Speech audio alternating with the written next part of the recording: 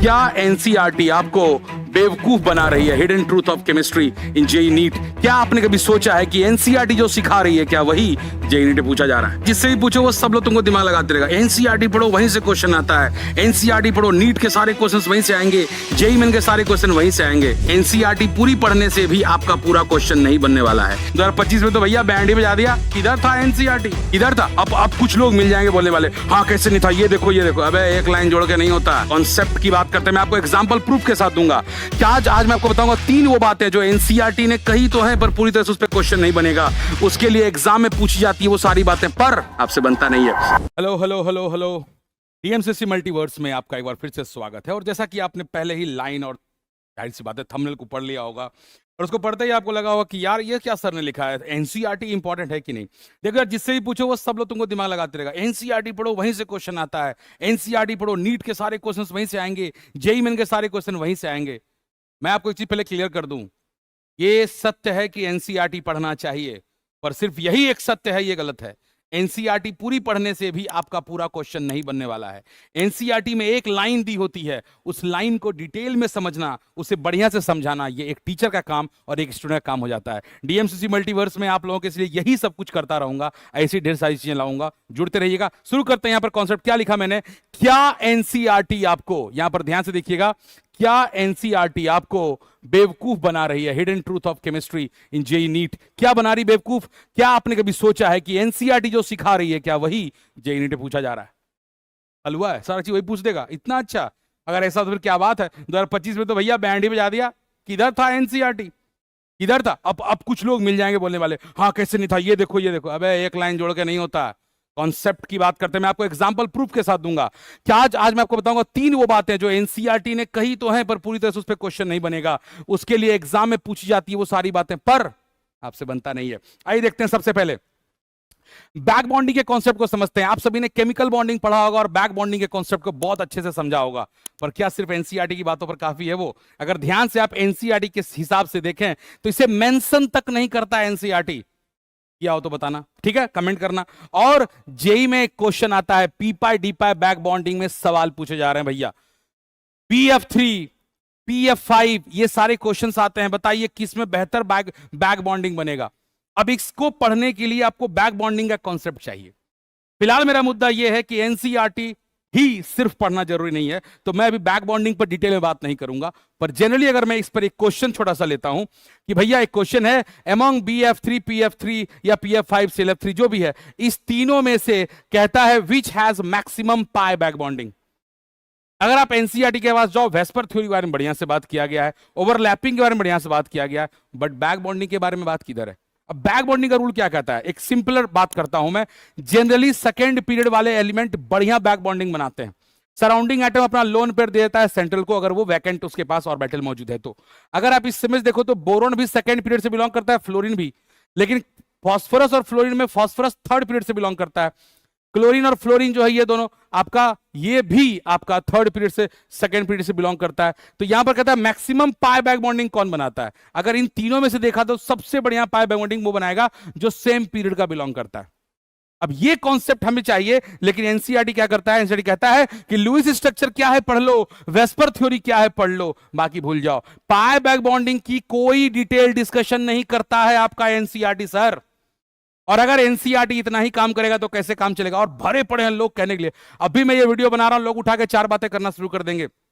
क्या बात करते हो सर, एनसीईआरटी में ये लिखा है। सुनना, जिस तरह से सरकारी किताबों को घटिया करके रखा जा रहा है ना, आज से 10 साल पहले एनसीईआरटी किताबें इतनी मोटी हुआ करती, 10 छोड़ो 15 साल पहले, पतला करते करते साबुन की तरह हो गया। जिंदगी ऐसी होगी कुछ में छुएंगे एनसीईआरटी खत्म हो जाएगी। इस तरह से कम किया जा रहा है। क्या करना चाह रहे हैं भगवान जाने। एक तरफ है सपना कि देश बहुत बड़ा हो, साइंटिस्ट बने, डॉक्टर इंजीनियर बड़े बड़े बने, और बेसिक लेवल पे पढ़ाई कुछ नहीं रहे, घटा घटा के कितना बस्ता पतला करोगे? पढ़ने ही मत दो।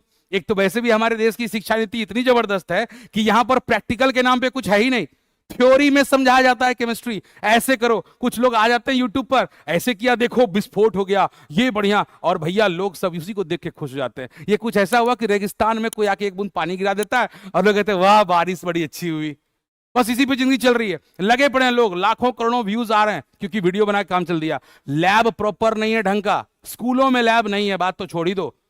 जब केमिस्ट्री जैसी चीज हम लोग थ्योरी में पढ़ते हैं, फिजिक्स जैसी चीज को थियोरेटिकल समझते हैं, तो आगे क्या होगा सोच ही लो। ऊपर से किताबें पतली और रट्टा लगा रहे हैं कि एनसीईआरटी पढ़ो, एनसीईआरटी पढ़ो, पढ़ लिए। और इसीलिए 2025 में झटका लगा है ना, ये जरूरी था झटका लगना, लोगों का भ्रम खुलना जरूरी था कि सिर्फ एनसीईआरटी काफी नहीं है, ये एनसीईआरटी काफी नहीं है। ये देखिए पहला क्वेश्चन, यहां पर देखिए कुछ बात नहीं हो रहा। आगे बढ़ते हैं। अगर मैं एक्चुअल कॉन्सेप्ट की तरफ जाऊं तो BF3 में वैकेंट 2P ऑर्बिटल, आप मुझे कहोगे मैं अलग से वीडियो बना दूंगा, आप मुझे कहोगे मैं अलग से आपको वीडियो बना दूंगा, पर इस जगह फिलहाल ध्यान दीजिए कि BF3 जो बोरोन है, ये आपका बोरोन जो है यहां पर इस तरह से फ्लोरीन के साथ जुड़ा हुआ है।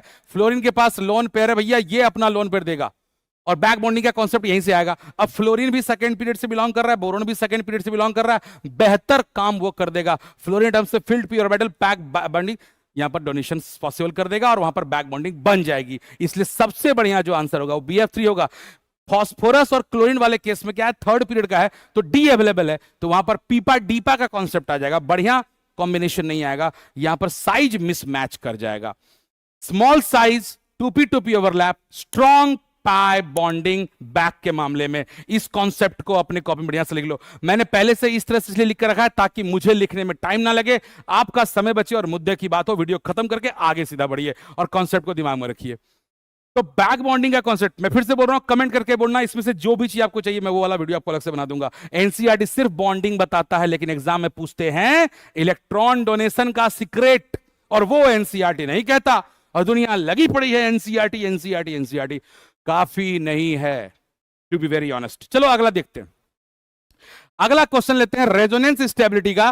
कंफ्यूजन में है एनसीईआरटी भैया, क्वेश्चन नीट बेसिस का लेते हैं, 2023 का मरा हुआ सवाल लेते हैं, एकदम नॉर्मल सवाल। क्वेश्चन है which carbocation is more stable. Option A है CH3+, यह है विनाइल, यह है एलाइल और यह है 3 डिग्री कार्बोकेटाइन। अब इस सवाल को यहां पर कार्बोकेटायन की स्टेबिलिटी जो है, कार्बोकेटायन की स्टेबिलिटी के लिए एक धांसू सा ट्रिक आपको चाहिए, और अगला वीडियो इसी पर आ रहा है आपको, बस इस वीडियो के ठीक बाद अगला वीडियो आपको कार्बोकेटायन का मिल जाएगा। आप देखना कि किस तरह से आप सिर्फ देखते ही बता दोगे इसमें से कौन ज्यादा स्टेबल है। कहां एनसीईआरटी मिलेगा वो सब चीज, सवाल ही पैदा नहीं होता। खैर वो छोड़ो, एनसीईआरटी इस सवाल को बनाने के लिए रेजोनेंस का कॉन्सेप्ट भी हम अप्लाई करते हैं। अगर आपसे कोई कहे इसमें से कौन ज्यादा स्टेबल होगा, अगर आपको प्रॉपर जानकारी आप जवाब दे देंगे, वीडियो रोककर आप जवाब दे सकते हैं, कमेंट करके ही बता सकते हैं। लेकिन रेजोनेंस के आधार पर जब इस सवाल को आप देखेंगे तो उस रेस्पेक्ट में क्या है, एनसीईआरटी क्या कहता है, रेजोनेंस डेफिनेशन प्लस एग्जाम्पल की बात करता है। एनसीईआरटी इससे अधिक कुछ बात नहीं करता है, कोई ट्रिक नहीं, कुछ नहीं। एक कॉन्सेप्ट होता है CHHIR, ये ट्रिक भी मैं आपको बताऊंगा, चीर देंगे फाड़ देंगे ट्रिक है। अगर ये ट्रिक तुमको दिमाग में आ गया भैया, काम बन जाएगा। अगला वीडियो चाहिए इस पर, कमेंट करना। देखो भाई, तुम मुझे प्रेशर बनाओगे, सर ये वीडियो चाहिए, सर चाहिए, 10-12 कमेंट आ गए, 25 कमेंट आ गए, 30 कमेंट आ गए, भाई काम बन गया। और थोड़ा वीडियो को लाइक भी करते रहना। मुद्दा उठाया है मैंने, अभी देखना कितने सारे लोग लग जाएंगे, यार ऐसे कैसे, गलत बात है, ये नहीं होना चाहिए।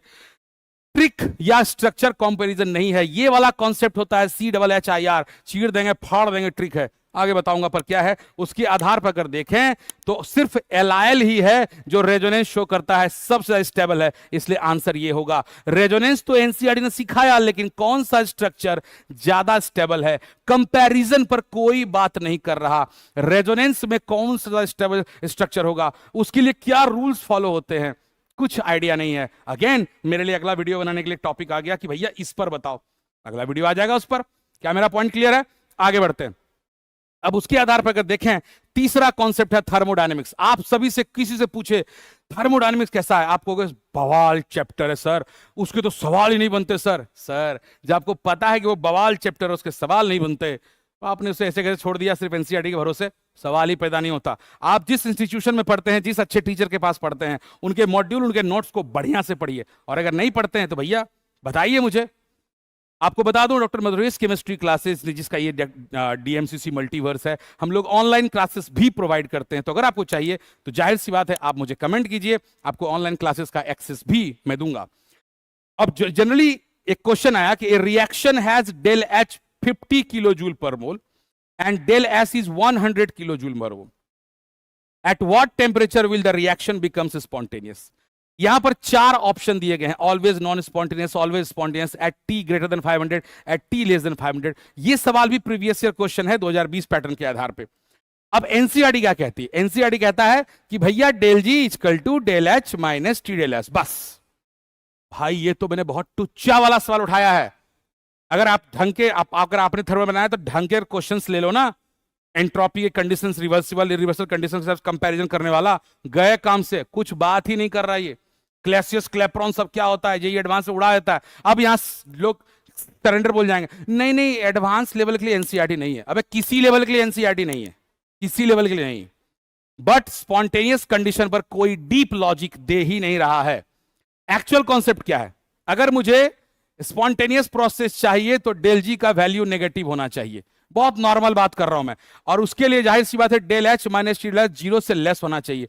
उस आधार पे डेल एच और डेल एस का वैल्यू हमें दिया गया है, आप उसको अप्लाई कीजिए, 500 केल्विन आएगा। मतलब टेम्परेचर जो है उसका, उसके लिए वो होना चाहिए, यानी सी आंसर हो जाएगा ग्रेटर देन 500 केल्विन। आप अगर सवाल पे वापस जाइए, सवाल पे देखिए क्या दिया हुआ है, यहां पर 100 जूल और यहां 50 kilo joule. Del H by del S 50 kilo joule, यानी 50 गुने यहां पर 1000 का कॉन्सेप्ट गया और 100 का गया, ये कैंसिल कीजिए तो हो गया आपका 500। यानी टेम्परेचर के लिए आपका ये कंडीशन लगेगा, सी वाला आंसर वही यहां पर दिया गया है। थर्मोडायनेमिक्स के हिसाब से बेटा ये सिर्फ फॉर्मूला नहीं, कंडीशन है। थर्मोडायनेमिक्स में 3 चीजों का होना बहुत जरूरी है, शब्दों पर ध्यान देना, यूनिट पर ध्यान देना और कैलकुलेशन पर ध्यान देना। कमाल का चैप्टर है, पर सिर्फ एनसीईआरटी के भरोसे काम नहीं चलेगा। 3 क्वेश्चंस मैंने दिखाए, बैक बॉन्डिंग, रेजोनेंस और थर्मोडायनेमिक्स, और आपने नोटिस किया कि एनसीईआरटी दूर दूर तक बात नहीं करती। भाई ऑर्गेनिक की भी बात नहीं है, वो तो कुछ दूर दूर तक है ही नहीं, ऑर्गेनिक में भी कुछ नहीं है। थोड़ा बहुत कह सकते हो ब्लॉक्स, पी ब्लॉक्स वगैरह में कुछ थोड़े बहुत जानकारी है जहां पर क्रिएटिव क्वेश्चन रहता है, बाकी कुछ नहीं है। सिर्फ मैं ये फिर से कह रहा हूं, मैं ये नहीं कहता कि एनसीईआरटी नहीं पढ़ना चाहिए, मैं यहां पर मैंने अपना वर्डिक्ट पूरा दे दिया है।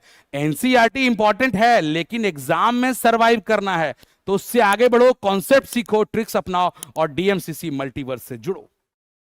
उम्मीद करता हूं ये वीडियो आप लोगों को अच्छा लगा। कैसा लगा शेयर करना, लाइक करना और भाई चैनल को सब्सक्राइब करना, नया चैनल है। मैं फिर से कह रहा हूं, अगर आपको मेरी ऑनलाइन क्लासेस ज्वाइन करनी है तो अभी के भी मैसेज कीजिए। स्पेशल ऑर्गेनिक के लिए अलग से क्लासेस प्रोवाइड होती है, स्पेशल इनऑर्गेनिक के लिए अलग से क्लासेस प्रोवाइड होती है, सब कुछ अलग से मिलता है डीएमसीसी मल्टीवर्स पर। आज की ज्वाइन कीजिए। आज के लिए बस इतना ही, आपका दिन शुभ हो, बाय बाय।